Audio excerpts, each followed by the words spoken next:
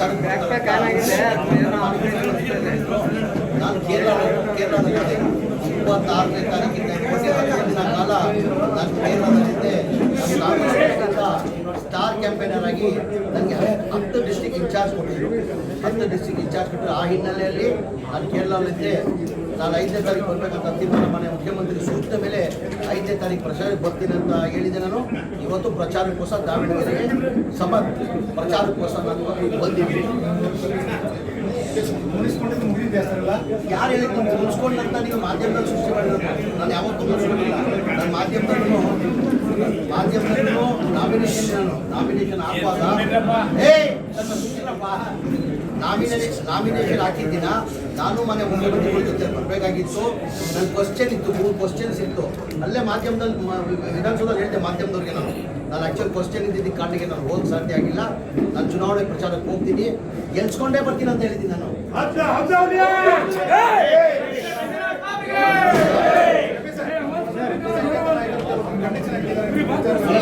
ಏನೇನು ಕಂಡೀಷನ್ ಹಾಕಿಲ್ಲ.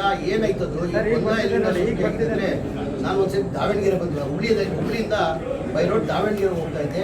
ನಮ್ಮ ಅಧ್ಯಕ್ಷರ ಮನೆಗೆ ಊಟಕ್ಕೆ ಕರೆದಿದ್ರು. ಊಟಕ್ಕೆ ಕರೆಯುವಾಗ ಒಂದು 400 ಜನ ಸೇರಿದ್ರು. ಎಲ್ಲ ಸಮಾಜದವ್ರು ಸೇರಿದ್ರು.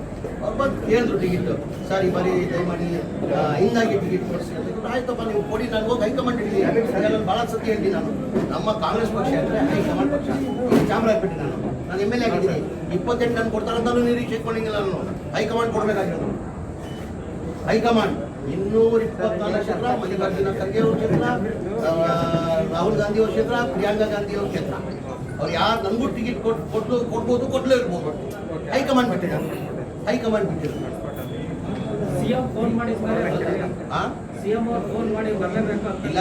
ಅವ್ರು ಫೋನ್ ಮಾಡಿ ನೀವು ಬನ್ನಿ ವೇಣುಗೋಪಾಲ್ 7ನೇ ತಾರೀಕುವರೆಗೂ ಅಲ್ಲೇ ಇರ್ಬೇಕಂತ ಮನೆ ಸಿದ್ದರಾಮಯ್ಯ ಕೇಳ್ಕೊಂಡು ಇಲ್ಲ ಕೊಡೋ ನೀನು ಬರಲೇಬೇಕು 5ನೇ ತಾರೀಕಿಗೆ ನೀನು ಬರಲೇಬೇಕು, ನಾನು ಎಲ್ಲ ಕಡೆ ಹೇಳ್ಬಿಟ್ಟಿದ್ದೀನಿ ಅಂತ ಹೇಳ್ಬಿಟ್ಟು ವೇಣುಗೋಪಾಲ್ ಫೋನ್ ಮಾಡಿಬಿಟ್ಟು ಸಿದ್ದರಾಮಯ್ಯ ಅವರು ಇಲ್ಲ ಸರ್ ನಾನು ಹೇಳ್ಬಿಟ್ಟಿದ್ದೀನಿ, ಅವ್ರನ್ನ ಕಳ್ಸ್ಕೊಂಡು ನಾನು ಆ್ಯಕ್ಚುಲಿ ಬರ್ತಾ ಇದ್ದೆ 5ನೇ ತಾರೀಕು ವೇಣುಗೋಪಾಲ್ ರಿಕ್ವೆಸ್ಟ್ ಮಾಡಿದೆ.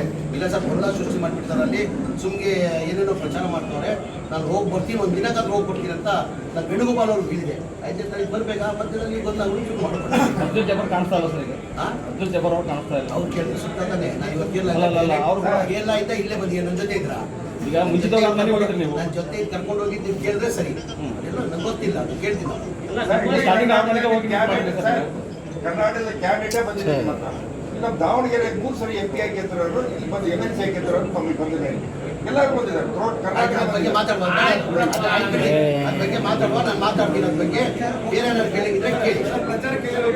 ಹೋಗ್ತಾ ಇಲ್ಲ, ಅದೇ ಪ್ರಚಾರಕ್ಕೆ ಬಂದಿರೋ. ಈಗ ನೀವು ನೋಡಿಬೋದು ಒಂಥರ ರೋಡ್ ಶೋ ಥರನೇ ಆಗ್ಬಿಟ್ಟಿಲ್ಲ. ಬೆಳಗ್ಗೆ ಯಾರು ಜೊತೆ ಹೇಳಿದ್ರು ಏನು ಗೊತ್ತಿಲ್ಲ. ಅಲ್ಲಿಂದಾನೆ ಒಂದು 30 ಕಿಲೋಮೀಟರ್ ಜನ ಸಾಗರ ಆಯ್ತು. ವೇಣುಗೋಪಾಲ್ ಇದ್ರೆ ಕೇಳಿದ್ರೆ ಜನ ಸಾಗರ ಆಯ್ತು.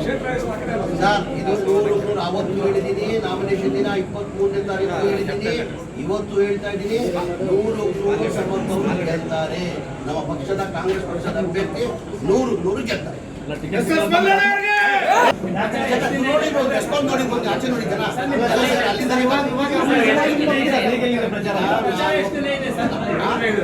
ಇವತ್ತೊಂದಿನ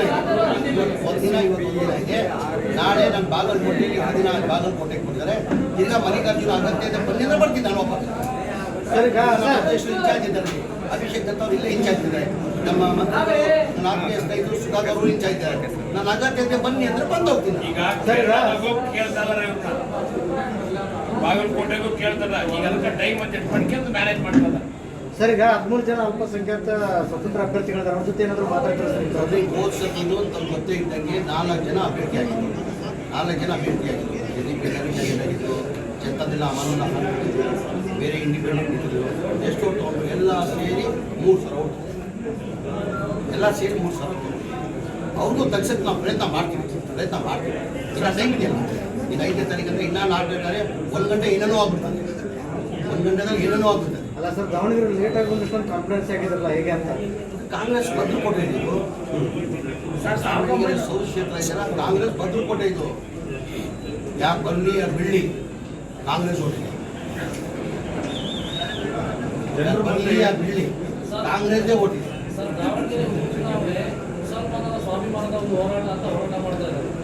ಕೇಳಿದ್ರು. ಈಗ ಟಿಕೆಟ್ ಕೇಳಿದ್ರು. ಕೇಳಿದ್ರು ಕೊಟ್ಟಿರೋದು ಅಸಮಾಧಾನ ಇದೆ, ಸರಿಪಡ್ತೀವಿ, ಇನ್ನೂ 4 ದಿನ ಇದೆ, ಸರಿಪಡ್ತೀವಿ, ನಾವು ಸರಿಪಡ್ತೀವಿ. ಈಗ ಅವತ್ತಿಂದ ಪದ್ಧತಿ ನಾನಾಗಿ ಹೇಳಿದ್ದೀನಿ, ನಾನಾಗಿ ಮನೆ ಮುಖ್ಯಮಂತ್ರಿಗೆ ಹೇಳಿದ್ದೀನಿ, ಮುಖಂಡರು ಕೂಡ ಹೇಳಿದ್ದೀನಿ, ಅವ್ರ ಕುಟುಂಬ ಭೇಟಿ ಅವ್ರ ಮಗನಿಗೆ ಕೊಡ್ತಾ ಇದ್ದೀನಿ, ಇಲ್ಲ ಕುಟುಂಬಕ್ಕೆ ಕೊಡ್ಬೇಕಂತ ಪದ್ಧತಿ ಇದೆ. ಜನರಲ್ ನಾವು ಮಲ್ಲಿಕಾರ್ಜುನ, ಸುರ್ಜೇವಾಲಾ, CM, DCM ಎಲ್ಲ ಕೂತ್ ಮಾತಾಡಿದ್ದೀವಿ. ನನ್ನ ಸೆಂಟ್ರ್ ಮಾತು ನೋಡ್ತೀನಿ, ನಾನು ಏನಂತೆ ನೋಡ್ತೀನಿ ಅಂತ ಹೇಳಿದ್ದಾರೆ, ಹೈಕಮಾಂಡ್ ನೋಡ್ತೀನಿ ಅಂತ ಹೇಳಿದ್ದಾರೆ. ನಾನು ಕೇಳ್ತೀನಿ ಅಟ್ಲೀಸ್ಟ್ 20 ಕೊಡಿ, 20 ಜನ ಅನ್ನೋದು ನಮ್ಗೆ ಕೊಡಿ ಅಂತ. ಆಯಿತು ಅಂತ ಹೈಕಮಾಂಡ್ ನೋಡುವ ಅಂತ ಹೇಳಿದ್ದಾರೆ. ನಾನು ಹೇಳ್ದೆ ಅಲ್ವಾ, ಇನ್ಕ್ಲೂಡಿಂಗ್ ನನ್ನ ಚಾಮರಾಜಪೇಟೆ, ನಾನು 5 ಬಾರಿ MLA ಆಗಿದ್ದೀನಿ, ಮಂತ್ರಿ ಆಗಿದ್ದೀನಿ. ಕಾಂಗ್ರೆಸ್ ಕೊಡ್ತಾರಂತ ಇಲ್ಲ, ಯಾರು ಬೇಕಾದ್ರೂ ಕೊಡ್ಬೋದು. They can give for anybody, including Chamarajpet ಅಂತ ಹೇಳಿ. High command had to take the call. Nobody can.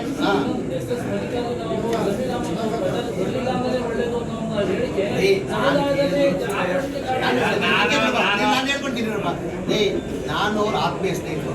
ಅದಕ್ಕಿಂತ ಮುಂಚೆ ಅವ್ರು ಕೇಳಿದ್ರು ತಾವೇನಿದೆ ನಿಮ್ಮ, ಅವ್ರು ಯಾರು, ಅವ್ರೇನಿಗೆ ಬಂದ ಅಂತ ಏನಂದೆ ನಾನು ಅವತ್ತು, ಏನಿಗೆ ನನ್ನ ಆತ್ಮೀಯ ಸ್ನೇಹಿತರಿಗೆ ಏನೋ ಸಿಟ್ಟಲ್ಲಿ ಹೇಳಿದ್ದಾರೆ. ಅವ್ರು ದಾವಣಗೆರೆ ನಾನು ಬಂದಿದ್ದೆ, ನಾನು ಯಾರಿಗೂ ಅಷ್ಟೇ ಸಹಜ. ನಾನು ಚಾಮರಾಜಪೇಟೆ ಬಂದು ಹೇಳಿದ್ರೆ ನಾನು ಹೇಳ್ತೀನಿ, ನಾನು ಮನೆ ಜಲ್ಬಿಡ್ತೀನ. ಈಗ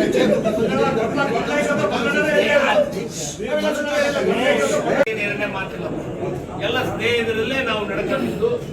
ಏನೋ ಒಂದು ಸಣ್ಣ ವಿಷಯಗಳಿಗೂ ಆಗಿರ್ಬೋದು, ಆದ್ರೆ ಎಲ್ಲ ಸರಿ ಹೋಗೈತಿ. ಯಾವುದು ಏನು ವೈಯಕ್ತಿಕವಾಗಿ ಯಾವುದು ಇಲ್ಲ. ಜಮೀನು ನಾವು ಸ್ನೇಹಿತರು, ಸ್ನೇಹಿತರಾಗೆ ಇರ್ತೀವಿ.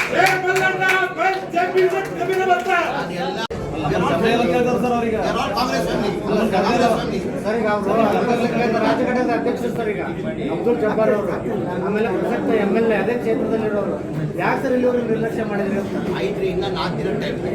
ಇನ್ನು 4 ದಿನ ಟೈಮ್ ಇದೆ. ಎಲ್ಲರೂ ಯಾರು ಸಮಾಧಾನ ಆಗಿದ್ದಾರೆ. ಅವ್ರು ನಮ್ಮ ಫ್ಯಾಮಿಲಿ, ಕಾಂಗ್ರೆಸ್ ಪಕ್ಷದ ಕಾರ್ಯಕರ್ತರು, ಕಾಂಗ್ರೆಸ್ ಪಕ್ಷ ಫ್ಯಾಮಿಲಿ, ನಮ್ಮ ಫ್ಯಾಮಿಲಿ ಇಂಟರ್ನಲ್ ಪ್ರಾಬ್ಲಮ್ ನಾವು ಸಾಲ್ವ್ ಮಾಡ್ತೀವಿ. ಸರ್ ನೀವು ಯಾರು ಮಾತಾಡಲ್ಲ ಸರ್?